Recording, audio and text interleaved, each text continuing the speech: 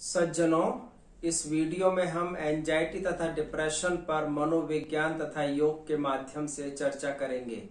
Anxiety तथा depression दो ऐसे मनोरोग हैं, ऐसे साइकेट्रिक डिसऑर्डर्स हैं जो आज विश्व की लगभग 30% आबादी और भारत की लगभग 16% आबादी को घेरे हुए हैं। जैसे जैसे मटेरियल हमारे मन में ज्यादा स्पेस ऑक्युपाई करता गया, हम एंजाइटी और डिप्रेशन की ओर बढ़ते चले गए। लंबे समय तक तनाव भरा जीवन इन रोगों का प्रमुख कारण है। सामान्यतया पहले एंजाइटी तत्पश्चात डिप्रेशन मन पर हावी होता है। दोनों ही रोगों का थॉट पैटर्न सेम होता है, नेगेटिव थिंकिंग होती है, ओवर थिंकिंग होती है। दोनों ही रोगों की ब्रेन केमिस्ट्री लगभग समान होती है। दोनों ही रोगों में न्यूरोट्रांसमीटर्स की अहम भूमिका होती है। दोनों ही रोगों में सेरोटोनिन, एपिनेफ्रिन तथा डोपामिन केमिकल्स का स्तर गिर जाता है। योग शास्त्र के अनुसार जब शरीर, मन व आत्मा का आपसी तालमेल असहयोगी तथा अस्वस्थ हो जाता है, तब मनुष्य पहले मन के स्तर पर तत्पश्चात शरीर के स्तर पर बेचैनी तथा अवसाद का अनुभव करता है। योग की दो क्रियाओं का सतत अभ्यास इन रोगों का सटीक और परमानेंट इलाज है। ये क्रियाएं 100% रिजल्ट ओरिएंटेड होती हैं। वीडियो के अंत में खान पान और सरल आयुर्वेदिक उपचार के साथ इन दोनों क्रियाओं पर चर्चा करेंगे। अब पहले साइकोलॉजिकल पॉइंट ऑफ व्यू से एंजाइटी पर चर्चा करते हैं। एंजाइटी यानी चिंता, डर और बेचैनी वर्तमान समय एज ऑफ एंजाइटी कहलाती है। आज स्कूल गोइंग चिल्ड्रन में भी एंजाइटी देखी जा सकती है। वैसे तो कदम कदम पर जीवन में मनुष्य का चिंता, डर व बेचैनी से सामना होता रहता है, लेकिन यह सामान्य होती है, पॉजिटिव होती है, रियल होती है, जिसके परिणाम स्वरूप हम अपनी इनर स्ट्रेंथ का भरपूर उपयोग कर नए नए मुकाम हासिल करते हैं। लेकिन एंजाइटी एक काल्पनिक चिंता है, एक काल्पनिक डर है जिसका स्रोत अज्ञात होता है। वास्तव में यह है चिंता न होकर दुश्चिंता है जो मन में बेचैनी पैदा करती है। अब योग के संदर्भ में एंजाइटी पर चर्चा करते हैं। एंजाइटी है क्या, उसका हम पर असर क्या होता है तथा वह किन कारणों से होती है। पहले समझें कि एंजाइटी है क्या। एंजाइटी अनजाना, अनचाहा, भय मिश्रित तनाव है। अनजानी, अनचाही, भय मिश्रित बेचैनी है जो लगातार शरीर व मन को कमजोर करती है। किसी संदेह के कारण, किसी होनी अनहोनी के डर से मन पर जो अनसर्टेनिटी हावी हो जाती है, उससे पैदा हुई बेचैनी है एंजाइटी। यह अज्ञान से उत्पन्न वह मनोव्यथा है, वह मानसिक उद्वेग है जो बेचैनी उत्पन्न कर विचारों का भंवर पैदा करता है। अब जानते हैं कि एंजाइटी का शरीर और मन पर क्या प्रभाव होता है।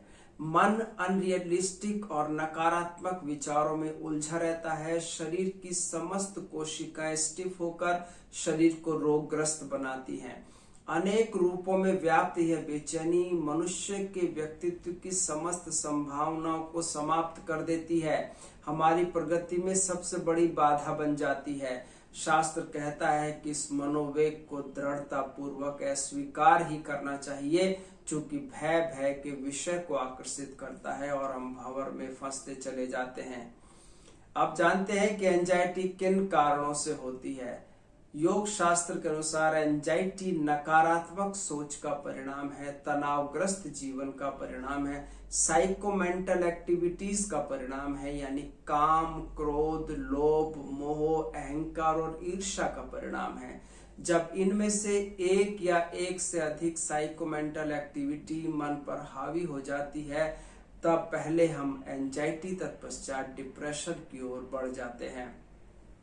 शास्त्र कहता है कि जीवन की यथार्थता से अनजान रहकर स्वयं पर तथा ईश्वर पर विश्वास न रखते हुए भय से ग्रस्त रहने का परिणाम है एंजाइटी। आपने देखा कि एंजाइटी में बेचैनी और भय ये दो मुख्य तत्व हैं। यह भय रियल ना होकर काल्पनिक होता है। जानते हैं कि इस काल्पनिक भय के बारे में अध्यात्म क्या कहता है। अध्यात्म के अनुसार भय माया का धोखा है, मोह की उपज है, काल्पनिक शून्य है। यह चित्तवृत्ति व्यक्ति की नकारात्मक सोच के द्वारा विचार शक्ति के नष्ट होने पर प्रकट होती है।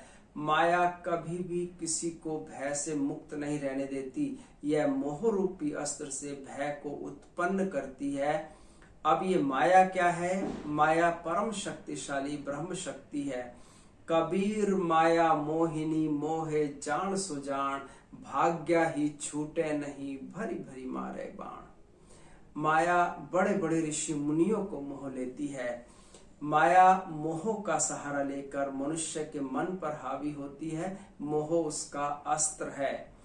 तुलसीदास जी कहते हैं कि मोह सकल व्याधिन कर मूला, तिन्हते पुनि उपजहि बहुसूला। यानी मोह समस्त दुखों का कारण है।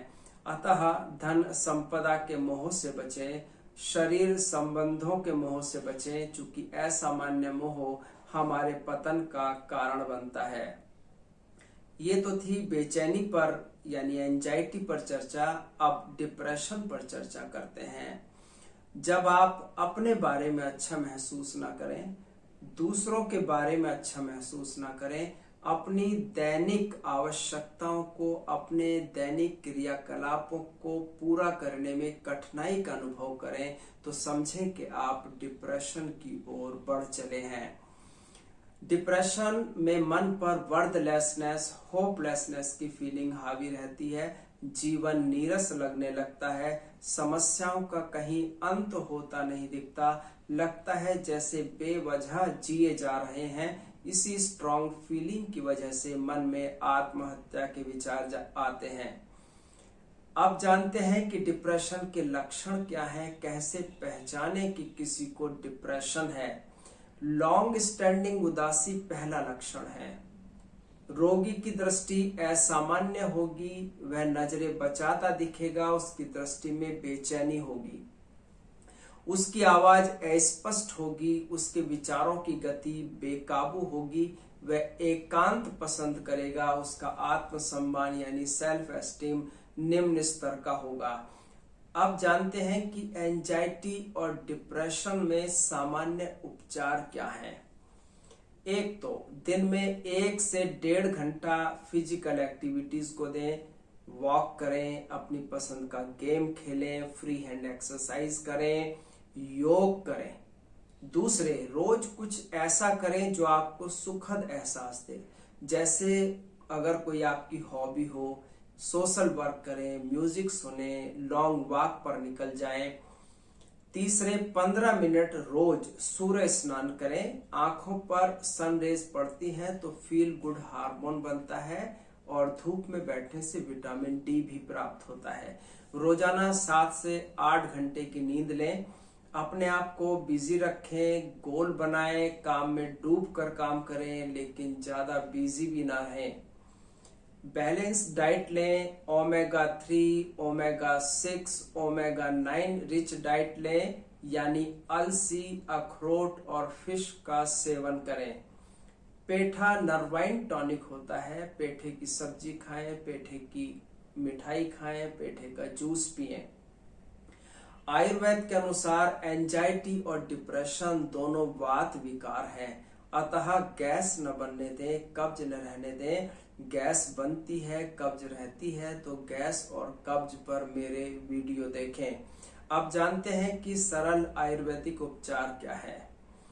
सुबह शाम खाली पेट 2 चम्मच शंख पुष्पी सिरप में 2 ग्राम अश्वगंधा चूर्ण और 1 चुटकी मुक्ता शुक्ति भस्म मिलाकर चाट लें। ऊपर से 1 कप गर्म दूध पिएं। दूध में केसर और हल्दी मिला लें तो ज्यादा बेहतर रहेगा। जैसा पहले कहा कि योग में इन रोगों का सर्वोत्तम इलाज संभव है। ऋषि कहते हैं कि योग एक निरापद साधन है जो हमें अवसाद से प्रसाद की ओर ले जाता है। जिसके द्वारा साधक क्लेशों से मुक्ति पाकर चित्त के प्रसादन की स्थिति प्राप्त करता है, तब चित्त में प्रसन्नता व निर्मलता भर जाती है। पहली क्रिया है भ्रामरी प्राणायाम। यह उच्च कोटि का प्राणायाम है। क्रिया को करने के लिए पद्मासन, वज्रासन या सुखासन में बैठे। जो लोग इन आसनों में नहीं बैठ सकते वे कुर्सी पर बैठकर भी क्रिया का अभ्यास कर सकते हैं। कमर गर्दन सीधी रहे, शरीर को ढीला छोड़ करके रखें। दोनों हाथ ज्ञान मुद्रा में, आंखें बंद, मुंह बंद। यह प्राणायाम करने की पोजीशन है। अब पहले समझें कि प्राणायाम करना कैसे है। अंदर की ताकत से लंबा गहरा श्वास भरें, तत्पश्चात धीरे धीरे श्वास बाहर निकालते हुए भंवरे की गुंजन करें, या यूं कहें कि मधुमक्खी जैसी आवाज निकालें, या यूं समझें कि मुंह बंद रखते हुए मैं वर्ण का उच्चारण करें।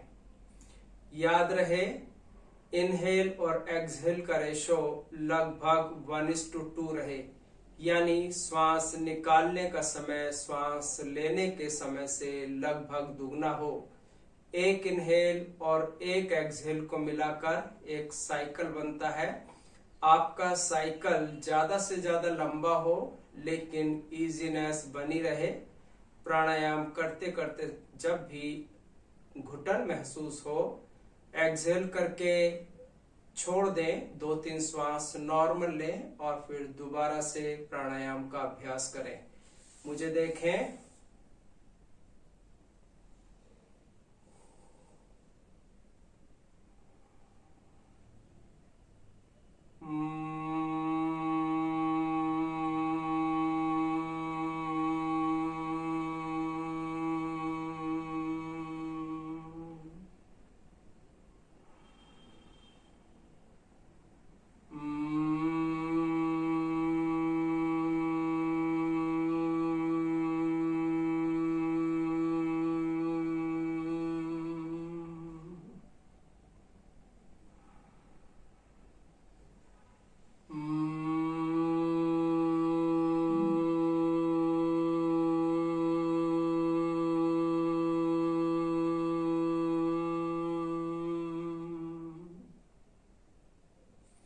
एंजाइटी और डिप्रेशन के मरीजों के लिए भ्रामरी प्राणायाम किसी वरदान से कम नहीं है।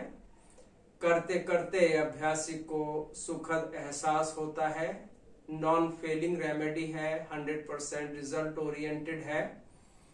5 मिनट से आरंभ करें और धीरे धीरे इसका समय बढ़ा करके 20 मिनट तक लाएं। एकांत स्थान में रोजाना 20 मिनट इसका अभ्यास करें। अब दूसरी क्रिया पर आते हैं, वीरासन।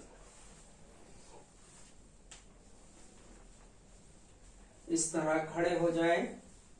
दायां पैर 90 डिग्री पर, बायां पैर सीधा, दाएं हाथ को सीधा रखें। बायां हाथ 90 डिग्री पर, दोनों हाथों की मुट्ठियां बंद, अंगूठे अंदर। अभी कमर से थोड़ा सा पीछे की तरफ झुक जाएं और श्वास को सामान्य रखते हुए 30 सेकंड तक रोक कर रखें।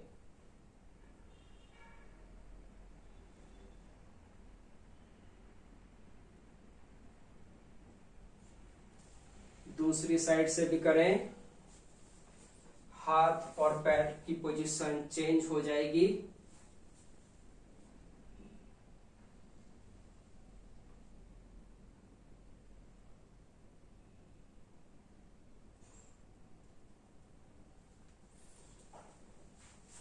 हाईली इफेक्टिव आसन है, कुछ सेकंड्स में ही अपना असर दिखाता है। करते करते अभ्यासी का मन और शरीर एक्टिव और अलर्ट हो जाते हैं। नई स्फूर्ति, नई उमंग, नई तरंग का एहसास होता है। धन्यवाद।